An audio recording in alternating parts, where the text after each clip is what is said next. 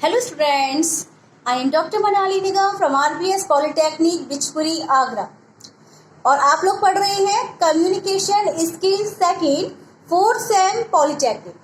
तो students, previous lecture में आपने पढ़ा था फ्रेमिंग क्वेश्चन और फ्रेमिंग क्वेश्चन में मैंने आपको प्रेजेंट टेंस के सेंटेंसेस को किस तरह से क्वेश्चंस में फ्रेम करना है उसका बताया था। सारे रूल्स आपने कल अच्छे से नोट भी किए थे, समझे थे।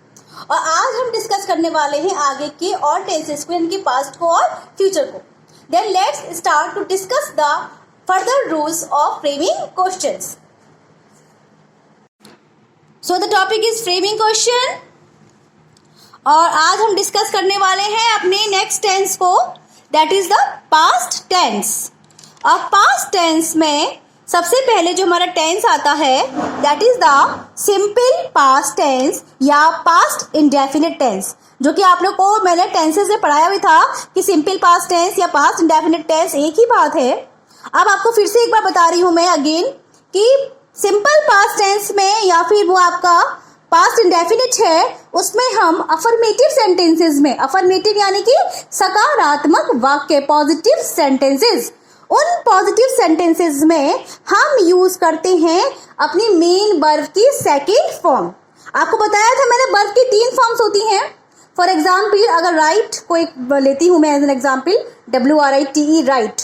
राइट की सेकेंड फॉर्म होती है रोट और थर्ड फॉर्म होती है रिटन, है ना। तो उसी प्रकार से पास्ट इंडेफिनिट टेंस में we always use in affirmative sentence the second form of verb, ठीक है। और वहीं पे अगर ये टेंस हमारा निगेटिव या इंटेरोगेटिव में बनता है तो वहां पे हम लोग सेकेंड फॉर्म का प्रयोग नहीं करते हैं, क्योंकि हम यूज करते हैं डिड। और डिड जो है वो अपने आप में ही डू की सेकेंड फॉर्म होती है। पता भी होगा आप लोगों को शायद कि जो डिड है it is a second form of do और थर्ड फॉर्म ऑफ डू, और डिड का प्रयोग करते हैं। और क्योंकि हम ऑलरेडी डिड लगाते हैं तो फिर डिड के साथ में हम वर्ब की फर्स्ट फॉर्म का यूज करते हैं। तो इस प्रकार से हम लोग पास्ट इंडेफिनिट टेंस में डिड प्लस वर्ब की फर्स्ट फॉर्म लगाते हैं। अब इसका अगर आपके पास कोई सेंटेंस आता है जिसे हमें फ्रेम करना होता है तो आप कैसे करेंगे। For example, I did exercise daily, ठीक है। आई डिड एक्सरसाइज डेली, क्या बनेगा इसका, did I do exercise daily. तो did I do exercise daily. Did क्यों लगाया, देखिए अब मेरी बात को आप समझें। जो आपके सामने सेंटेंस है अफर्मेटिव, इसमें है आई डिड एक्सरसाइज डेली, मैं डेली एक्सरसाइज करता था। तो यहाँ पे जो डिड है यहाँ पे ये कैसे यूज किया गया है, it is a second form of do, है ना। और हम जानते हैं कि पास्ट इंडेफिनिट के अफर्मेटिव सेंटेंस में वर्ब की सेकेंड फॉर्म का प्रयोग होता है। अब और जब हमने इसको फ्रेम किया क्वेश्चन में, तो जब इसको हम क्वेश्चन में फ्रेम कर रहे हैं तो सबसे पहले हमारा क्या आ गया, हमारी हेल्पिंग वर्ब आ गई, ऑक्सिलरी वर्ब आ गई, जो कि क्या है, डिड। क्योंकि हम पास्ट इंडेफिनिट के टेंसेस को इंटेरोगेटिव या निगेटिव बनाते समय डिड का प्रयोग करते हैं। Did I do exercise daily. तो देखिए सेंटेंस को, आई डिड एक्सरसाइज डेली। अब मैंने यहाँ पे देखिए, आप देख सकते हो कुछ काट पीट कर दी है। डिड के बाद में जो आई लगाया था उसके आगे मैंने क्रॉस बना दिया, यू लगा दिया है ना। क्यों ऐसा मैंने किया है, फॉर एग्जाम्पल आप इसको समझे मेरी बात को। देखो, आई डिड एक्सरसाइज डेली, इसका मतलब है कि मैं एक्सरसाइज रोजाना करता था।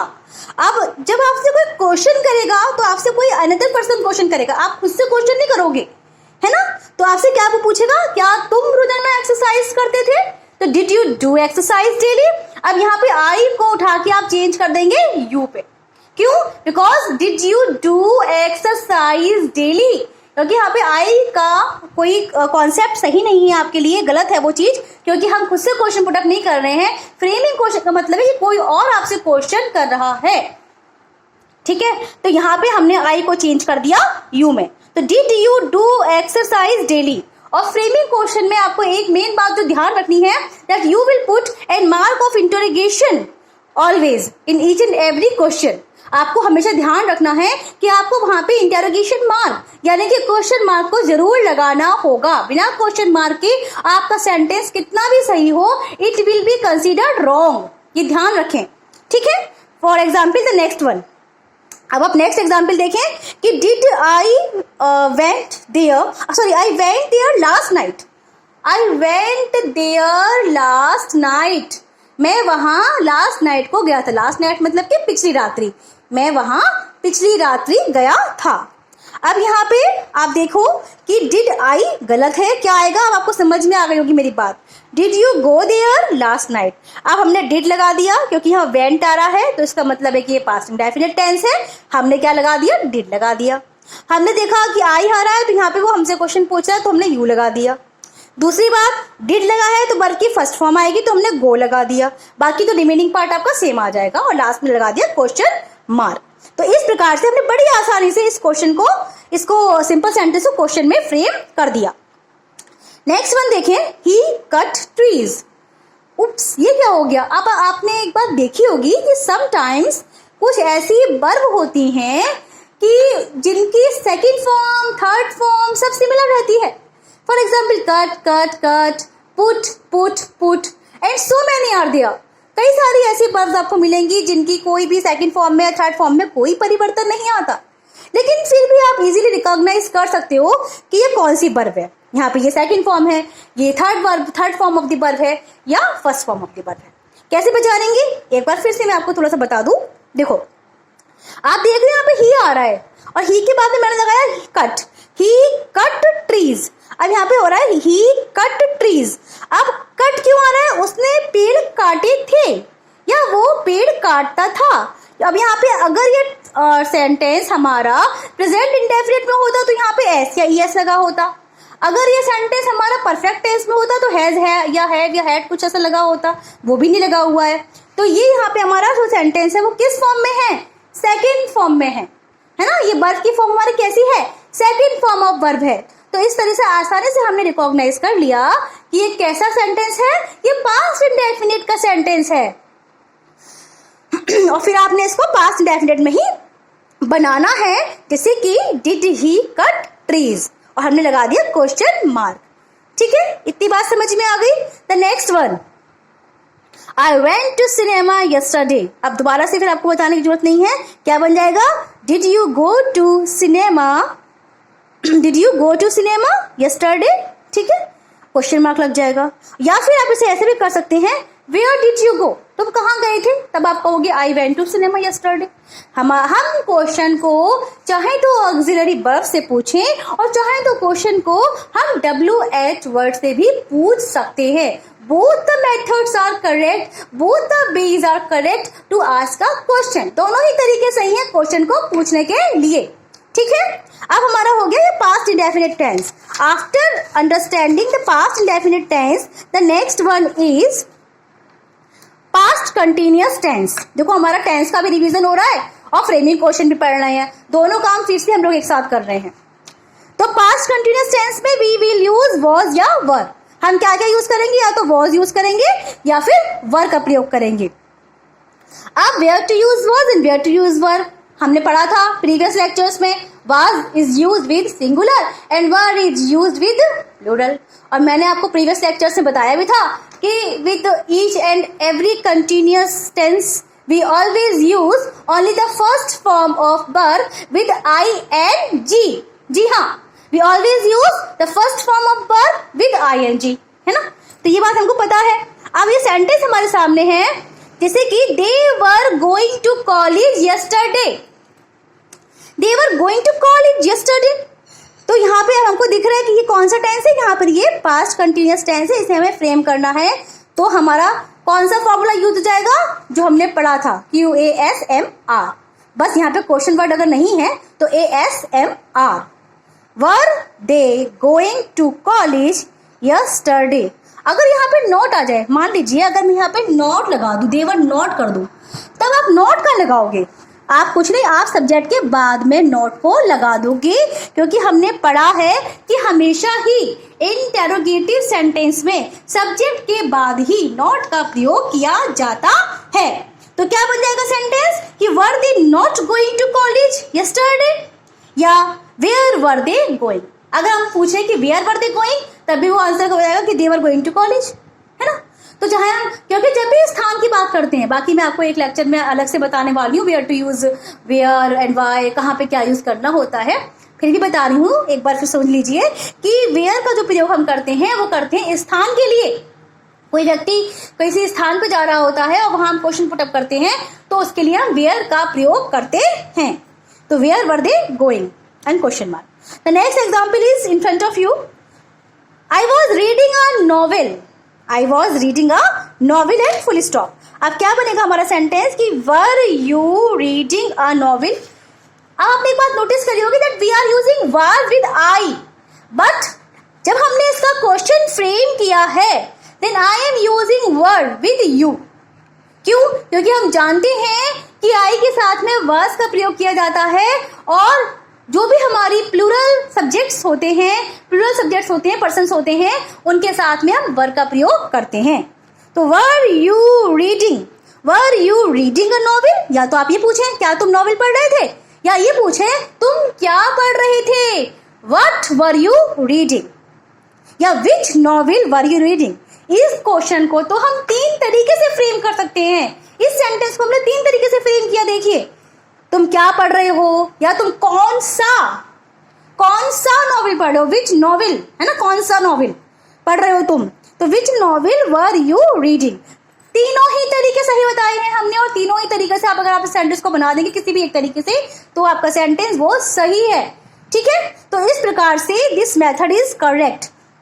Then you can use either anyone, कोई भी यूज कर लो। ठीक है, तो इस प्रकार से पास्ट कंटिन्यूअस टेंस हमारा कंप्लीट हुआ और इसके फ्रेमिंग क्वेश्चन हमने आज समझ लिए हैं अभी।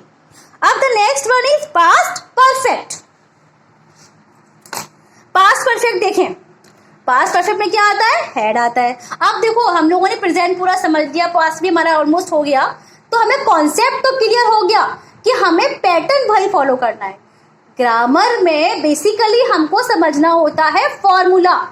अगर आपको फॉर्मूला समझ में आ गया तो कॉन्सेप्ट इज टोटली क्लियर। ठीक है, तो पास्ट परफेक्ट टेंस में हम यूज करते हैं हैड, और हैड के साथ में आपको सिंगुलर या प्लूरल नहीं देखना है, बिकॉज हम दोनों ही कंडीशन में either our subject is singular और the plural, we will use only had.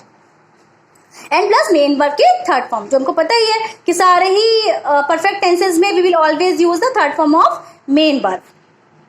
Example है ही हैड रिटन 3 बुक्स। ठीक है, ही हैड रिटन 3 बुक्स। उसने कितनी किताबें लिख चुका था, 3 किताबें लिख चुका था। अब हमने क्वेश्चन पुटअप किया, हैड ही रिटन 3 बुक्स, क्या वह 3 किताबें लिख चुका था, या फिर ऐसे बनाए how many books had he written, वह कितनी किताबें लिख चुका था। दोनों ही तरीके से आप सेंटेंस को फ्रेम कर सकते हो कि how many books had he written या had he written 3 books. Both the methods are perfectly correct. ठीक है, समझ में आ गई मेरी बात। The next one, Siya had lost her bag. Siya had lost her bag, had Siya lost her bag, या फिर what had Siya lost, Siya का क्या खो गया, तब कहेंगे ना कि Siya had lost her bag. Simple सी बात है, हिंदी समझ लीजिए, इंग्लिश तो ऑटोमेटिकली बन गई उसकी, है ना। सिया का क्या खो गया, तभी तो आंसर निकलेगा कि सिया का पर्स खो गया। क्या सिया का पर्स खो गया, तो ये आंसर यस या नो में होता है, जो मैंने आपको पहले बताया भी था। ठीक है, तो इस प्रकार से ये हमारा पास्ट परफेक्ट टेंस में हम इस तरीके से फ्रेम क्वेश्चन करेंगे। After past perfect the next one is past perfect continuous. और पास्ट परफेक्ट कंटिन्यूअस को देखें, हम लोग यूज करते हैं कौन सी मेन वर्ब की फर्स्ट फॉर्म प्लस आईएनजी, और हेल्पिंग वर्ब आती है आपकी हैड बीन, है ना। Had been plus main verb की फर्स्ट फॉर्म में आईएनजी प्लस सिंस या फॉर। अब देखें example, he had been waiting for the train for 3 hours। He had been waiting for the train for 3 hours। वह 3 घंटे से ट्रेन की प्रतीक्षा कर रहा था। क्या वह 3 घंटे से ट्रेन की प्रतीक्षा कर रहा था, had he been waiting for the train for 3 hours, है ना। इसे ध्यान रखें कि जब भी हम हैड बीन, हैव बीन या हैज बीन इनका प्रयोग करते हैं तो सबसे पहले हमारा हैज या हैव या हैड आ जाता है, उसके बाद में सब्जेक्ट आता है, उसके बाद में बीन आता है।